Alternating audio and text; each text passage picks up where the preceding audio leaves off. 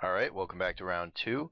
Looks like we have a very interesting matchup that we haven't caught on camera yet at the end step. Dredge versus Shops. Now, Eric, how do these games usually go? What are the important factors? Play skill. Play skill is really important here. Okay. Experience of knowing what cards are actually going to impact your opponent. I've seen a lot of good players don't have experience in this matchup throw away hands that I thought were absolutely amazing because they didn't think they were going to interact and go on to lose because of it. It's really interesting to see cards like Lodestone Golem when they're good enough to slow the Dredge player down and when they're just going to be totally inefficient, and that depends on the texture of your hand as the workshop player.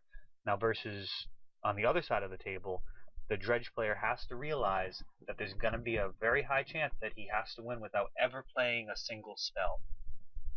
His Cabal Therapies and his Dread Return may never get to resolve because of those sphere effects. So he may not have those easy sack outlets. That means that you have to rely a lot more heavily on your Icarids and potentially putting so much pressure that they have to block something like Bloodghast to generate tokens. Okay. Well, so it looks like Caleb's taking him.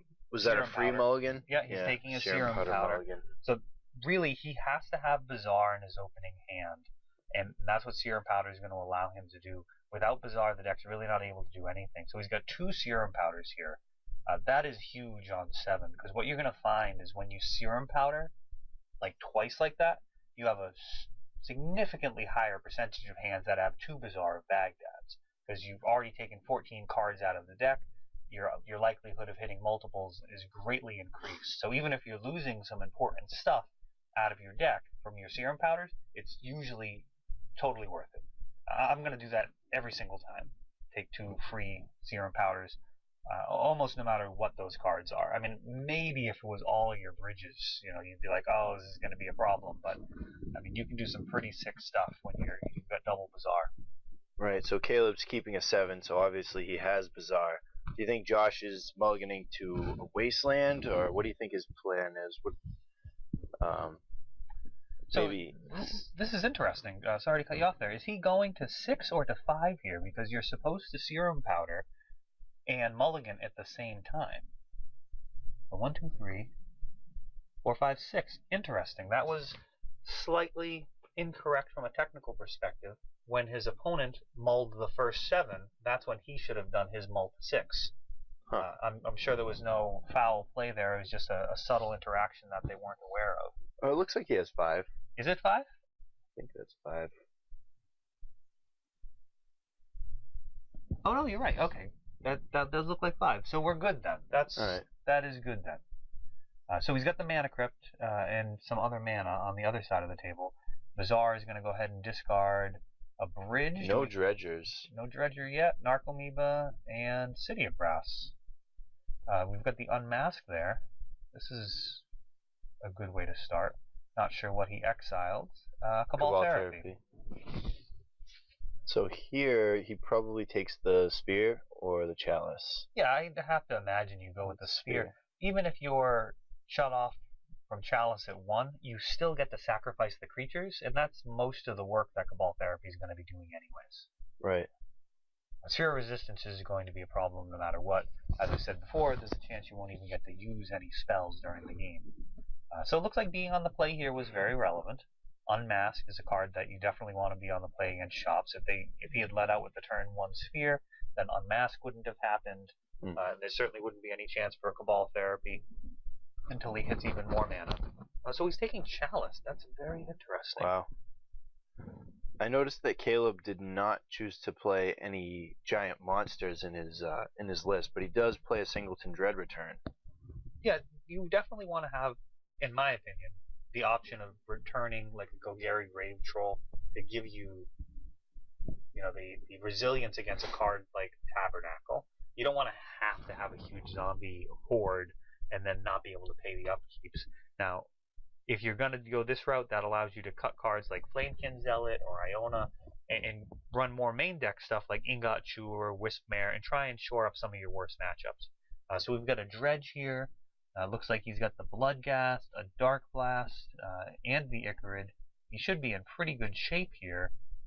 I definitely question taking the Chalice, but we'll see if there was a reason for it as it moves forward. So we've got the landfall trigger returning Blood Gas.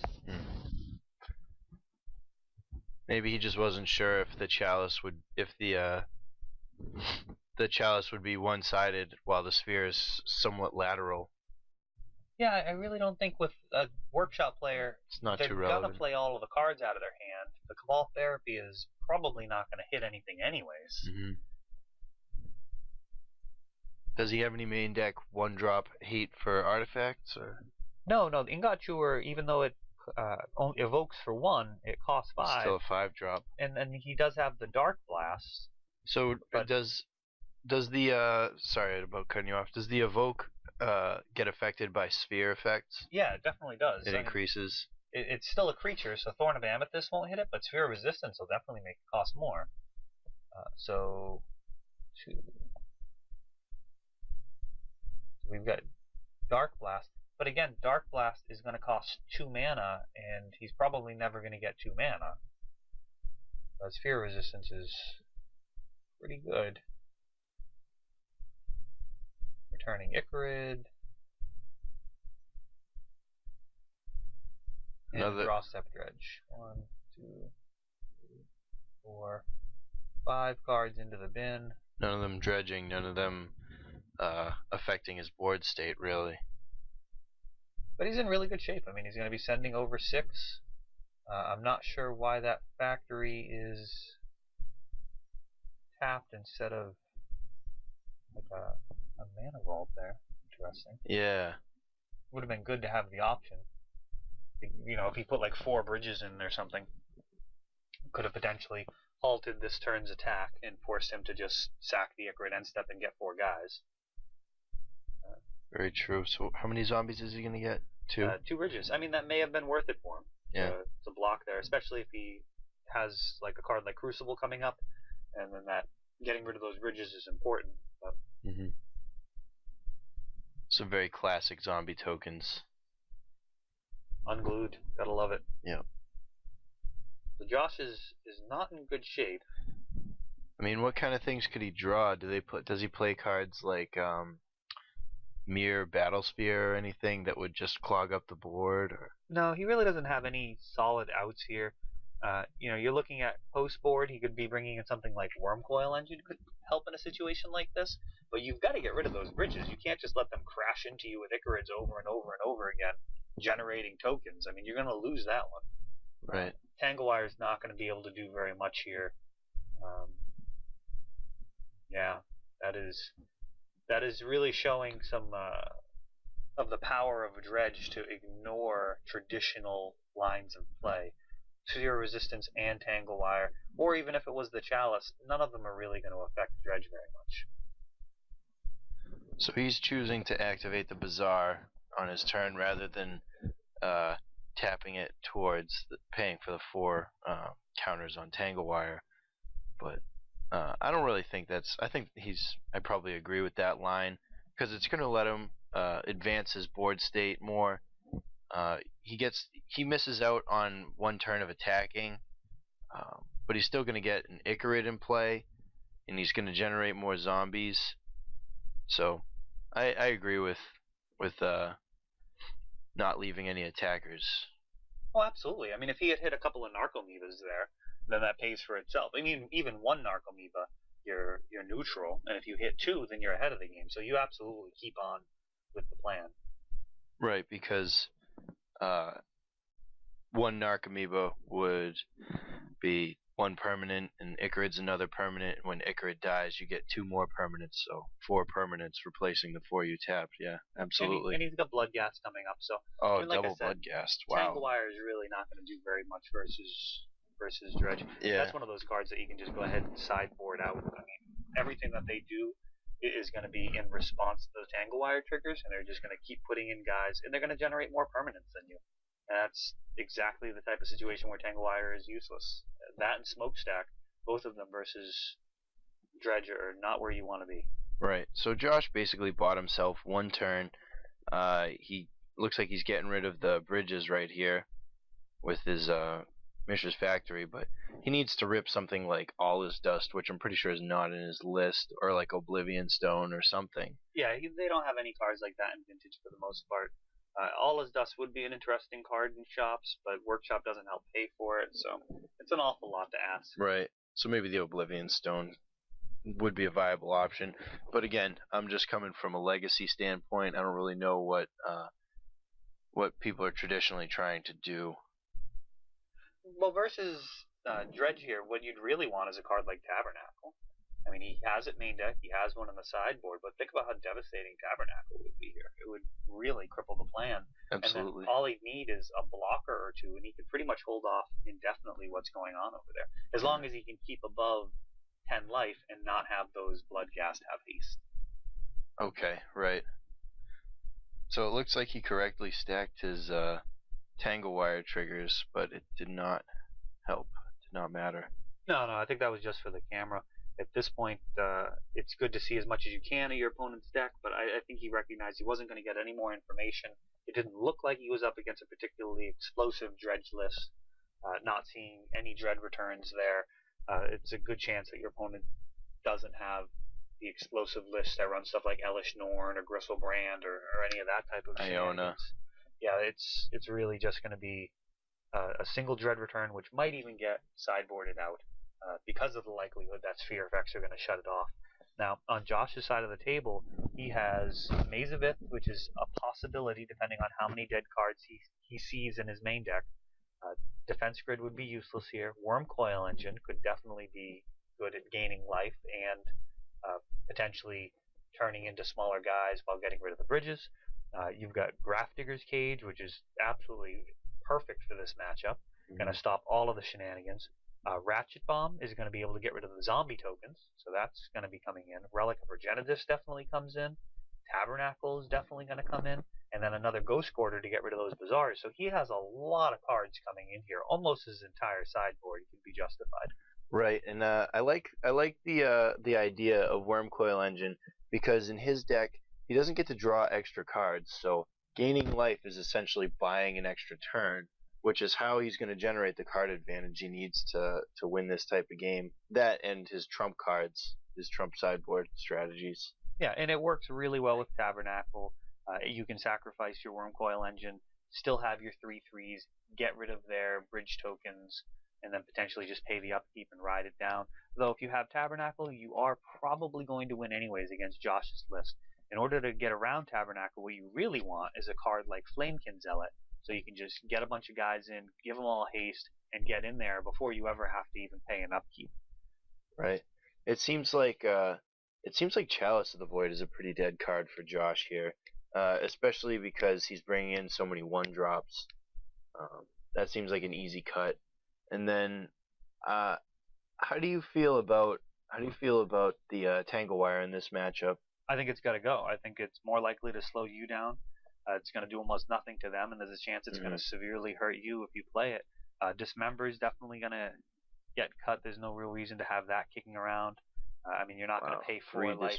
3 Dismember main deck, huh? Yeah, I mean, it's not unreasonable at this point. Getting rid of things like Dark Confidants, totally worth 4 life. Gets around Chalice at 1. Yeah, absolutely. Now, on the other side of the board, you've got Chain of Vapor, Ingot Chewer, Nature's Claim, the other Icarid. Those cards are going to come in. Memory's Journey is a very interesting card. One possible use in this matchup could be against Crucible. You could get rid of their waste or strip effects out of the graveyard. Right. But I don't really think that's where you want to be. No, I agree with you on that point. But you mentioned earlier. I don't know if it was on camera or not, but you mentioned earlier that Memory's Journey could be really good in the Dredge Mirror, getting bridges or other problematic graveyard cards back into your opponent's library. That seems like a huge swing. Yeah, I've never seen that tech before. I'm assuming that's what it's for. It looks really good. I mean, it can also mess with an opponent's Yawgmoth's Will. That could be rather devastating. Right. And with the prevalence of Snapcaster and Deathrite Shaman, it could also do some work there. So, interesting addition. I'm a fan of the card. I liked running it when I would run Oath. Another thing I'd like to do with that card is disrupt someone's Vampiric Tutor. They'd go ahead and vamp during the end step, and then you'd Memory's Journey something random back into their deck, and then they've got to shuffle it away. So that can be pretty devastating. Now, since we're talking about Oath, Um, I would like to mention one of the Theros cards that's coming out, Swan Song. Do you think that card could potentially have a home in Oath of Druids? Well, people are definitely going to test it. Beast Within was tested for a while when New Phyrexia came out to see if that effect was going to be good enough for the Oathless. It's got some pros and cons, and you got to look at what it's competing with. Versus a card like Flusterstorm, Swan Song is a hard counter. So even if they have a ton of mana, it's still going to counter it as long as you're not in some kind of counter war. Now, if you are in a counter war, it's going to depend on which side of the board you're on. If somebody's trying to resolve a Yawgmoth's Will, you'd much rather have a Flusterstorm in most situations because they're going to have multiple copies of Flusterstorm to handle, so they can't just force it and be done, or mental misstep it and call it a day. Now, on the other side, if I'm trying to resolve an Oath, then Flusterstorm really doesn't matter that much because you play a Force of Will, I Flusterstorm. You can just let that Flusterstorm resolve and then continue the counter war. So it's much better at stopping your opponent's bombs than it is at defending your own. I mean, it's adequate to defend your own, but where it really shines is where you throw out a ton of copies of Flusterstorm and they're unable to deal with them. Right. So Flusterstorm is going to be one of those offensive cards where you're stopping your opponent, or I don't know, I guess you call that defensive. But the Swan Song is going to be a lot better for helping your own spells resolve. Oh, we got a misstep on a Grafdigger's Cage here. Yeah, that pretty well sums up the majority of the things. And the 2-drop from the 2/2 flyer token is kind of a downside in that it's going to be able to block Bristlebrand. So my guess is that Swan Song is not going to make the cut. But we'll see. Triple Icarid, very interesting. No dredgers. That is exactly the type of cards that Caleb wants to see in the graveyard. He needs to see a dredger in order to be able to keep those guys coming in. Ghost Quarter. Ghost Quarter. There we go. That is a sideboard card doing some work. Things are getting spicy. Now we still see a misstep on the other side of the table. And Josh has some cards in hand, but he didn't want to play his Sphere this turn because he would have had to get rid of his Lotus, and then he would have only had one. Oh, wow, another Bazaar, huh? Must be nice. Serum Powder. And a bridge? Is that a bridge? Oh, no bridge. So his hand's got to be all reactive spells right now. If he's getting rid of, he's not getting rid of anything that advances his graveyard position, and another Wasteland. This game's getting. No one's really doing anything yet, but the game's really getting exciting now. Yeah, I mean, Josh has been able to stop the Bazaars from going ballistic. There are no dredgers in there. So we're looking at Icarid can come back once or twice, and that's really not going to be good enough. He's going to want to have a bridge from below in order to make it worth getting rid of those other Icarids. You don't want to just use them as lightning bolts. You want them to generate permanents. So what do we have here? Sphere. He decided on the Sphere. And he's not playing a land. He has a workshop in his hands. And Ancient Tomb, yeah. That is very, very curious. And he decided to keep the Tangle Wire. Metamorph on Sphere. So now Caleb is going to have a really tough time playing any of those spells that would help him come back in the game, like his Nature's Claims and his Ingot Chewers, and any of his reactive spells are going to be a big problem. I think it's interesting that he left Mental Misstep in. He probably understands that Josh is probably bringing in Grafdigger's Cages and Relic of Progenitus, which is a totally reasonable assumption versus an artifact deck. See, we've got the Tangle Wire here. I mean, Silver Lining, City of Brass is going to do 4 damage. Yeah. You take it where you can get it. Right. Now, an interesting thing with Metamorph, which a lot of people miss, is that you can run it out there as a 0/0 and just not copy anything to get rid of bridges. So that's a card where if you've got the choice, you generally try and hold on to it for a little while. Now, here it's better as a second Sphere, but we'll see how this turns out. If he can get some dredgers going, it's going to be turning around in a hurry. Yeah. 6 cards in hand. So Josh actually has a win condition on the table now. But he's going to need to put on just a little bit more pressure, I think, to really seal it away. Yeah, he's got 8 turns here. I mean, that's a lot of discard steps that Caleb could be looking at. Right. And it looks like he drew another Ancient Tomb, so. Yeah, that's not going to do very much to help him. This is the type of game where I look back to the older shop lists that would run Sensei's Divining Top, and man, how much would that help here? Right. I mean, no shuffle effects, but still just being able to dig every single turn. Well, it looks like Caleb found a Dredger, the best Dredger. Well, we've got 3 damage here, so this is getting interesting. We've got the much faster clock now from Josh, doubling his clock, and we have a Dredger on the other side of the board with those Icarids threatening to just explode here. So we've got 1, 2, Bloodghast, a bridge. So it looks like he skipped his upkeep, went right to his draw step because the city is untapped and there's still 1 counter on the Tangle Wire. Oh, there we go. Yeah, I think he was just excited to get to that first dredge of the game. Right. There. So this is looking interesting.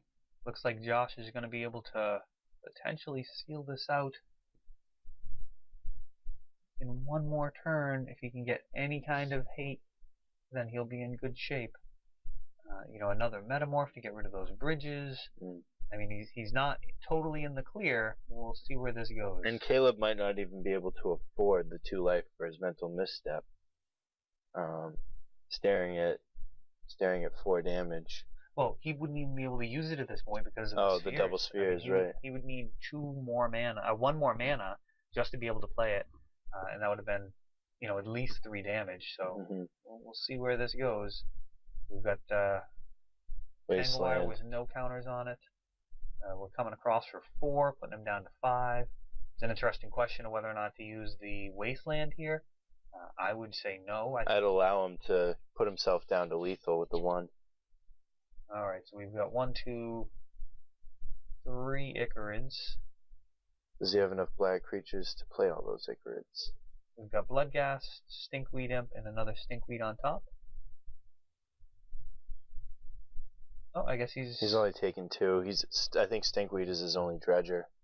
Alright, 1, 2, 3, 4. Double bridge, triple bridge, so. And there you go. Yeah. Complete reversal of fortunes here.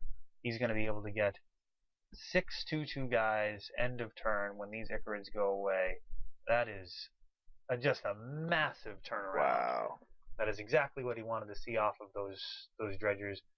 What cards a dredge off of a single dredger in the graveyard? That's just huge.